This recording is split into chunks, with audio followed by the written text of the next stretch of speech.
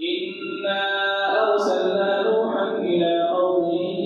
أن أنذر قومك من قبل أن يأتيهم عذاب أليم. قال يا قوم إني لكم نذير مبين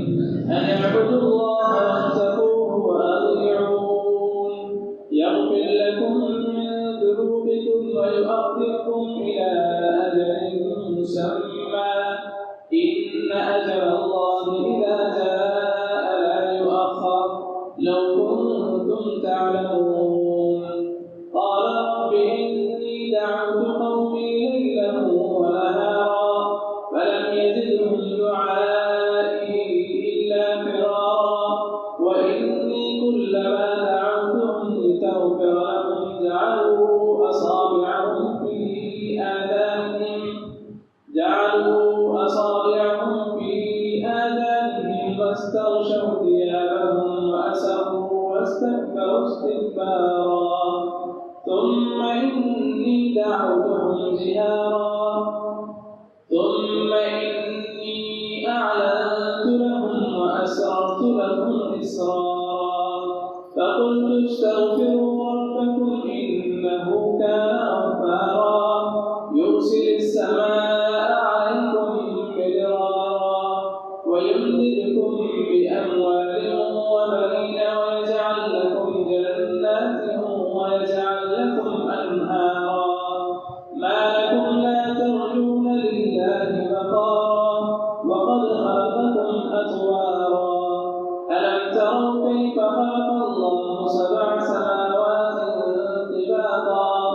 وجعل القمر فيهن نورا وجعل الشمس سراجا ألم تروا كيف خلق الله سبع سماوات طباقا وجعل القمر فيهن نورا وجعل الشمس سراجا والله أنبتكم من الأرض نباتا ثم يعيدكم فيها ويخرجكم إخراجا والله جعل لكم الأرض بساطا لتسلكوا منها سبلا فجاجا قال نوح رب إنهم عصوني واتبعوا من لم يزده ماله وولده إلا خسارا ومكروا مكرا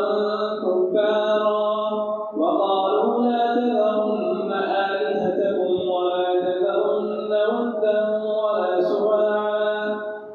ولا يغوث ويعوق ونسرا وقد أضلوا كثيرا ولا تزد الظالمين إلا ضلالا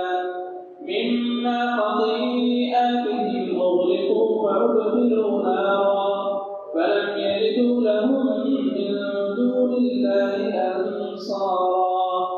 وقال نوح رب لا تذر على الأرض من الكافرين